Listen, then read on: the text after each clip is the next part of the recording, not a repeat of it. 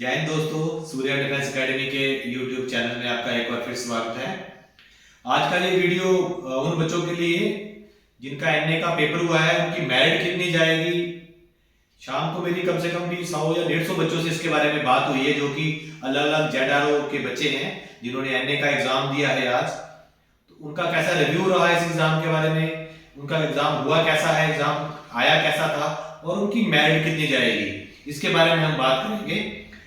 सबसे पहले मैं जेडआरओ जलंधर की बात करूंगा, जो पंजाब और जेएंडके को कवर करता है। उसमें ऑलमोस्ट 400 के करीब बच्चे थे जो एग्जाम देने वाले थे। तो जो मेरे कॉन्टेक्ट में वहां के बच्चे थे, जब उनसे मेरी बात हुई है तो मैक्सिमम बच्चों का ये जवाब था कि सर जो पेपर था हमारा बहुत टफ आया है, वो एनडीए के लेवल का एग्जाम आया है हमारा। तो जब मैं उनसे क्वेश्चन के बारे में बात करता कि आपके क्वेश्चन कितने हुए हैं, तो किसी बच्चे ने 20 क्वेश्चन किए हैं, किसी ने 25 किए हैं, किसी ने 18 किए हैं। कोई कोई बच्चे ऐसे हैं जो कह रहे हैं सर मेरे तो 10 ही क्वेश्चन हुए हैं या मेरे 12 ही क्वेश्चन हुए हैं। वो कुछ बच्चे ऐसे हैं सर जो हमें पढ़ाया गया वो पेपर में आया ही नहीं।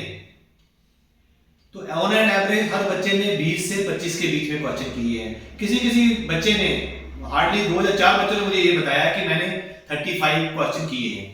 इससे ज्यादा क्वेश्चन किया करके मुझे किसी बच्चे ने नहीं बताया।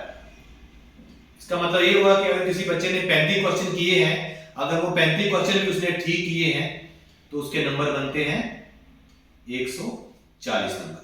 4 नंबर का क्वेश्चन होता है, 200 मार्क्स का टोटल रहने का एग्जाम होता है। तो मोटा मोटा जब हमने सभी बच्चों से बात करी, मैंने जेडआरओ जलंधर और दूसरा ZRO Jaipur, ZRO Bangalore, ZRO Chennai और जो है जेडआरओ अंबाला और जेडआरओ पूना, इन 5 जेडआरओ के बच्चों से जब मेरी बात हुई है तो मोटा मोटा मैंने जब उनका एनालाइज किया तो एक मेरिट कहां पे ठहरेगी उसके बारे में आपको डिटेल से जानकारी देंगे। यहां तक जेडआरओ जलंधर का मामला है तो उनकी मेरिट जो है बच्चों के जो मेरी बात हुई है उसके एग्जाम के हिसाब से उनकी मेरिट जाएगी 140 नंबर से लेके 150 नंबर के बीच में। क्योंकि जो पेपर था एनए का, ये 23 साल तक एज के लिए पेपर था ये, और इवन इसमें 2 साल एज का छूट भी दी गई थी, तो 25 साल तक इसमें एज था। तो जो बच्चों से मेरी बात हुई है मैक्सिमम बच्चे वैसे हैं जिन्होंने +2 करी है या फर्स्ट ईयर सेकंड ईयर में पढ़ रहे हैं।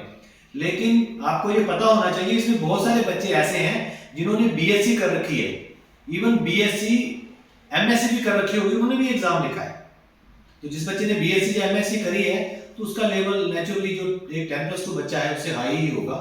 तो उन बच्चों ने पेपर एग्जाम अगर 35 क्वेश्चन भी किए हैं तो 35 के 35 एक्यूरेट किए होंगे। जिन बाकी जिन बच्चों से मेरी बात हुई उन्होंने 35 किए हैं तो सब कह रहे सर हमने जो 35 क्वेश्चन किए हैं उसमें हमारे 20 तो ठीक हैं, 15 का हमें पता नहीं है, वो हमने तुक्का लगाया है। तो अगर किसी बच्चे ने 20 क्वेश्चन ठीक किए हैं तो उसके नंबर तो 80 बन रहे हैं पेपर के। तो ऑन एंड एवरेज जो इनकी मेरिट जो है वो जाएगी 140 से 50 के बीच में। ये बात आप मेरी नोट कर लेना, जब रिजल्ट आएगा तो आपको कंफर्म हो जाएगा कि इसमें कितनी सच्चाई है। अभी हम बात करते हैं जेडआरओ चेन्नई की।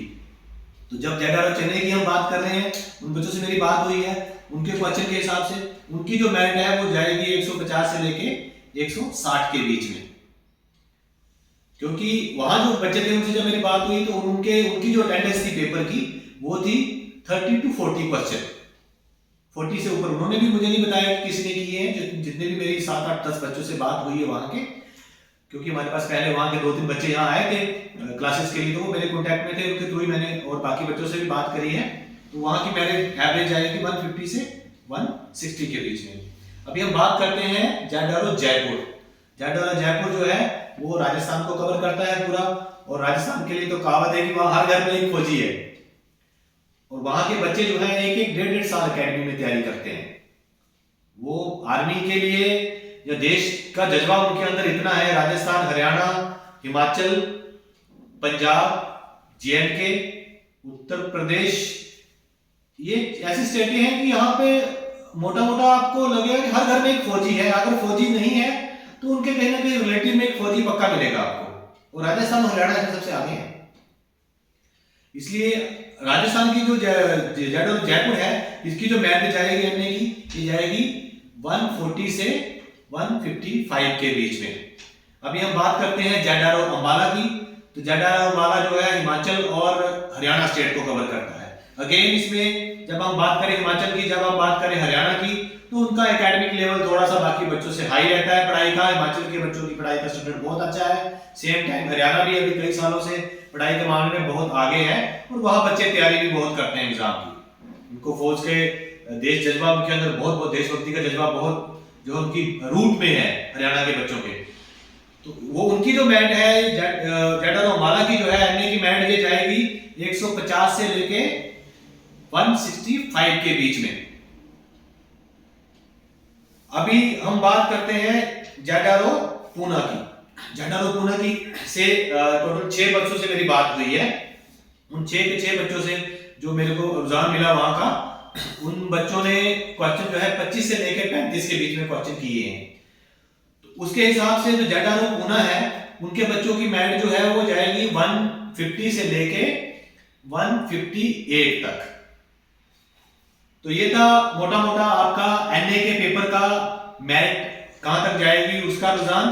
और मेरी उन बच्चों से रिक्वेस्ट है जिनकी अभी उम्र, जिन्होंने अभी एनए का एग्जाम दिया है, अगर उनकी अग्निवीर की उम्र है अभी 21 साल से वो कम है, तो अभी वो अग्निवीर का फॉर्म पक्का भरे। 15 तक उसकी डेट है, 15 मार्च तक, और अपनी अग्निवीर की तैयारी वो शुरू कर दें। एनए के जो रिजल्ट है होपफुली भगवान से प्रार्थना करते हैं कि वो सारे बच्चे भर्ती हो जाएं।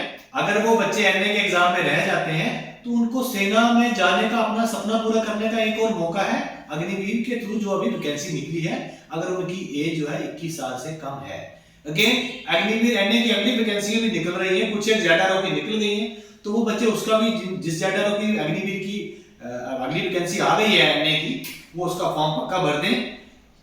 इस एग्जाम के भरोसे ना बैठे रहे कि हमारा पेपर अच्छा हो गया है। कोई एक बच्चा सोचे कि मैंने 30 क्वेश्चन 30 क्वेश्चन कर लिए हैं तो मैं तो डेफिनेटली इसमें गो थ्रू हो जाऊंगा, इस बातों की बात कोई गारंटी नहीं है।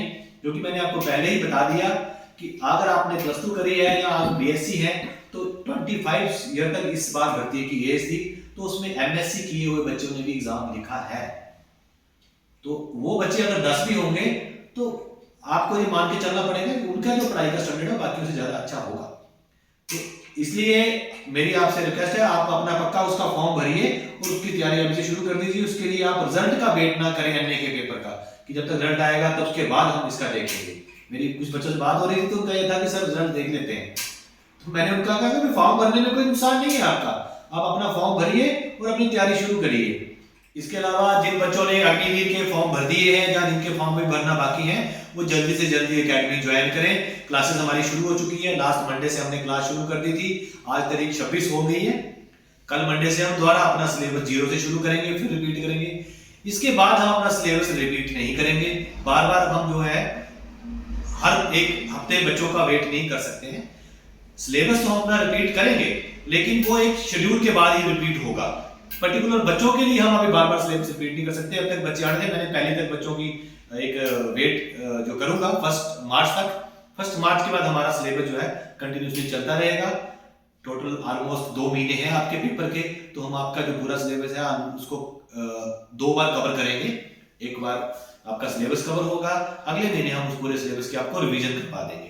तो बाकी एडमिशन के बारे में अगर आपको ज्यादा जानकारी चाहिए तो नीचे दिए नंबर पे आप रिंग कर सकते हैं। अगर वीडियो अच्छा लगे तो इसके अपने फ्रेंड को, अपने दोस्तों को शेयर करें, लाइक करें। जय हिंद, जय भारत।